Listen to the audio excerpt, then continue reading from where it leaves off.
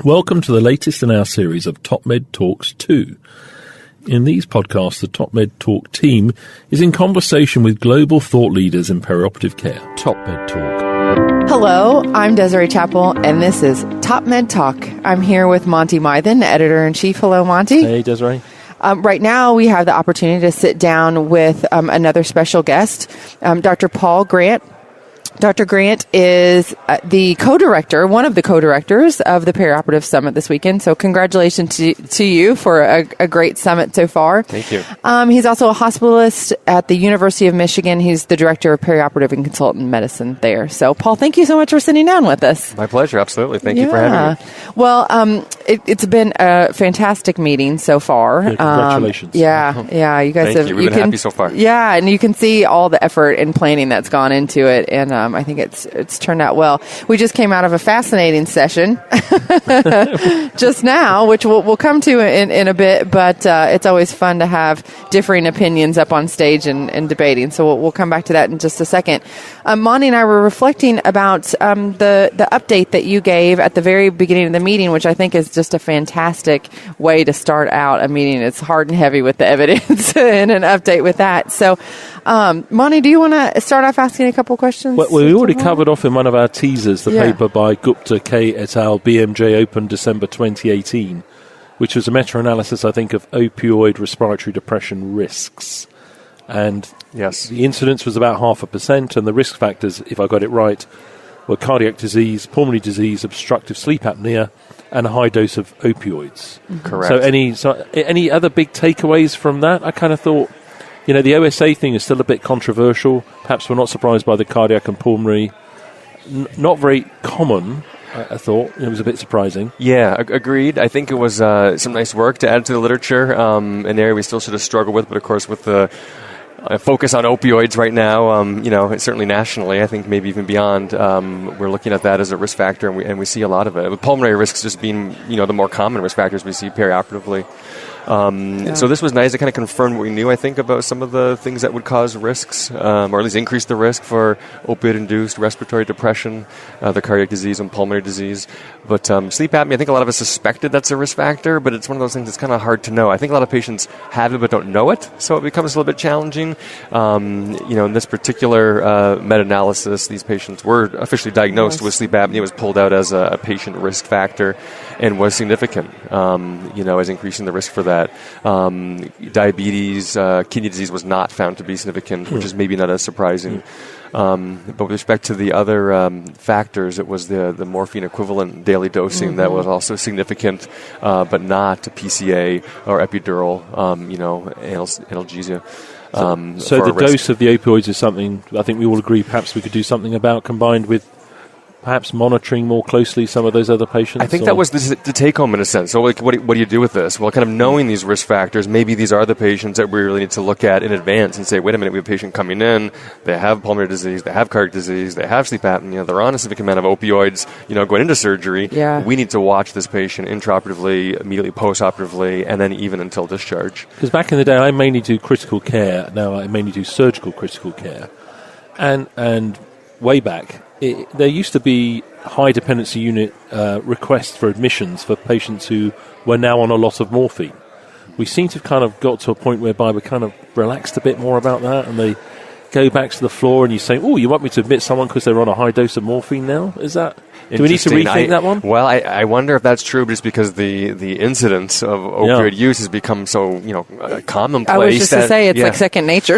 Right. I mean, that would be, we wouldn't have enough ICU beds to kind of manage that patient population, I think. But the increased monitoring is something that most hospitals are looking at. What do we do? Continuous pulse ox monitoring is a minimum now at many places. You can do it remotely. If I kind of jump you forward to the area where there's perhaps more ongoing controversy. I think you presented to us 3 papers, we'll put them in the show notes, about HbA1c and that as a risk marker and perhaps a modifiable factor, and then about glycemic control. Yes. And where do we stand Yeah. I thought I had this one sorted out. Yeah, no, it's great. And it's interesting because I think people jumped on this potentially a little bit too soon. So I think what we're seeing now in the data is the hemoglobin A1C is probably not the most important thing to look at in terms of making sure that looks good before moving into surgery as a way to try and reduce, perioperative complications. Surgical site infection is a big one. Whereas there was some hint of data or some data that's suggestive of that and, observational data. And I think it's just something you think, well, that's a lab I can get. Yeah. And I know I can move it. If it's elective surgery, I have time to move it. Let's use that. And I think, sort of the cat was out of the bag in a sense as we're sort of accumulating more data on this because a lot of places around the country have already instituted a cutoff hemoglobin A1C before their elective surgery. I think the elective joint arthroplasty has been the big one there. But what we're seeing now is the A1C is probably not really the best marker. It seems to be maybe kind of poorly predictive, actually, of perioperative risks. What tends to be more indicative would be the actual perioperative glucose itself. Yeah. So that, glycemic control in the immediate perioperative setting. What are they immediately pre-op, intra-op, and during the hospitalization, maybe for the 3 days after surgery, or maybe the entire hospitalization. But really, what are those blood sugars? And if you can control that in that short period, then you might be looking at a better way to reduce the risk of some of these complications, such as surgical site infection. Yeah. One of the very large observational studies which came out of Duke, I think it's a trawl sounds like an ugly word. Their EMR, which goes back to 1999, a huge cohort of patients, cardiac and non-cardiac patients. Now, the non-cardiac patients, if I was listening right, there was an inverse relationship. So with the A1C. Yeah. What's that?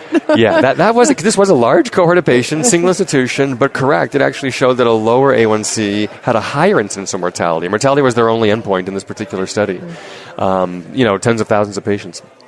That didn't make sense. What the author sort of thought was maybe it was these patients that received the most aggressive care because they had the ones that had terrible A1Cs. They got aggressive care in the intraoperative, immediate operative sort of setting, and maybe that's why that showed the way it did. That their mortality actually seemed like it was better, having a higher A1C in that case. Again, the A1C predicting, weeks to months prior to the surgery. What this really showed when they looked at that same non-cardiac population, non-cardiac surgery population, was that the glycemic control, though, was significantly worse. Mortality was higher for those who had the higher incidence of glycemic control. We'll put it in the show notes, but I think it's Van Den Boom, W. et al., Diabetes Care, April 2018. We'll put the full quote in. For the cardiac patients, there was a U-shaped relationship for the glucose control. Exactly, that was exactly, and that was very clear as the graph demonstrated. So basically showing having quite a low blood sugar level was increasing risk of mortality. Having a very high blood sugar level, same thing, high risk of mortality. So really there's that sweet spot there in the middle, the bottom of the U in that U-shaped curve 140 was really in the 140 range, was really the lowest incidence of postoperative mortality and where you want to be. So pending further evidence from large prospective randomized controlled trials, intraoperative glycemic control, not tight glycemic control, but glycemic control remains a rational approach to this challenge. Correct. And I would say intraoperative, maybe even a little more perioperative with respect to, the post-op day 1, 2, for example. I don't think we have an exact period, but intra-op and give or take 2 or 3 days. What's your upper limit tolerance for... Good question. When do you say, ooh? Yeah, well, because as a hospitalist, I'm seeing a lot of non-surgical patients, and there we seem to be a little more lax in some ways. You mentioned this earlier, the low glycemic patients are the highest risk, really, for immediate complications and serious complications. So I think we're really looking in that, 120 to 140, maybe even 160 range is probably the sweet spot for these patients. Yeah. So when it starts to get sort of resident ugly, do something about it. Does that translate? That sounds about right. Yeah. That sounds about right. and the last one we highlighted, we're going to have to break in a second because we've got to go and do some breakout sessions. Yes. Was the Frailty score paper takeaway, McIsaac D. et al., was the clinical frailty scale was equivalent to the modified Fried index which I didn't know about, but I know the clinical frailty scale. But the advantage of the CFS, as you said, it was easier and it was quicker. Quicker to do. I think the average time was 45 seconds or something like that. Where it was over 5 minutes to do the other instrument. Both were moderate for sensitivity and specificity for predicting frailty that would lead to either death or permanent disability.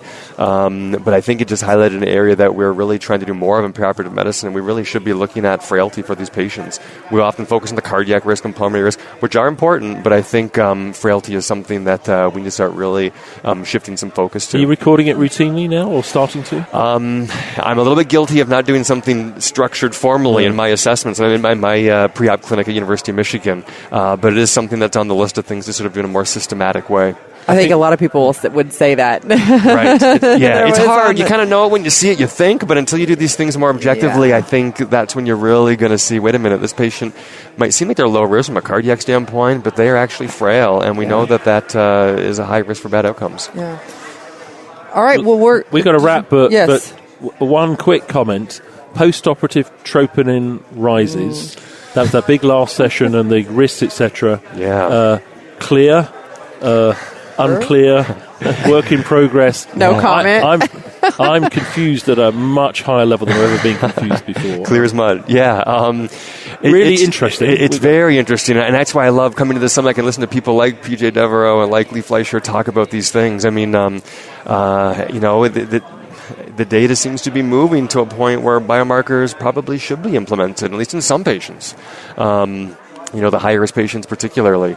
I think the criticism has been, well, what do I do with that? If it's a high troponin, I know that's bad for the patient, but I don't know what to do with that information. But I think Dr. Devereaux says, well, I mean, we should be managing that patient very carefully, making sure they're on an aspirin, making sure they're on a statin, watch good blood pressure control. So, the managed results or trial came up. Is anticoagulation the answer? I mean, that was one trial, which did have some limitations, but seemed to show a benefit in patient with the MINs. You do daily troponins in every patient postoperatively? Every patient, absolutely not. Yeah. And in fact, I'm pretty much only doing it in patients who have some concerning symptoms, but that's not what MINs is. This is high-risk patients without symptoms, considering getting that troponin. And I suspect I might need to consider doing that in some of my more high-risk patients, given where I'm seeing the evidence move. Yeah. All right. Well, Paul, thank you so much for sitting down with us. Hopefully we'll get another opportunity. We can maybe dive into frailty a little bit more and some of this other stuff. But look forward to the rest of the meeting, and thank you for all your hard work. You can see it's paid off. So my pleasure. Thank you so much for having me. Thank absolutely. Thank you very much. Absolutely. TopMed Talk. Nick Majerison here. Thank you for listening to TopMed Talk. Now, make sure you've subscribed to TopMed Talk on your podcatcher or however it is that you're listening to us at the moment. And you're spoilt for choice. We're on pretty much every single podcast platform you could think of. So make sure you've subscribed. Make sure you've engaged with us on social media, Twitter, Facebook, LinkedIn, YouTube. And make sure you've signed up for our email updates on topmedtalk.com. If you get yourself there, you'll find a website that contains all of the podcasts that we've ever done. And it gives you the chance to sign up for our email updates. That way we can always get in touch with you and tell you what we're up to. Oh, and while you're online, check out ebpom.org/meetings. While you're there, get excited about EBPOM London 2019, the London Perioperative Medicine Congress. It's on July the 2nd, and it's one of many meetings that EBPOM organises around the world in order to communicate the perioperative medicine message. Have a look, ebpom.org/meetings.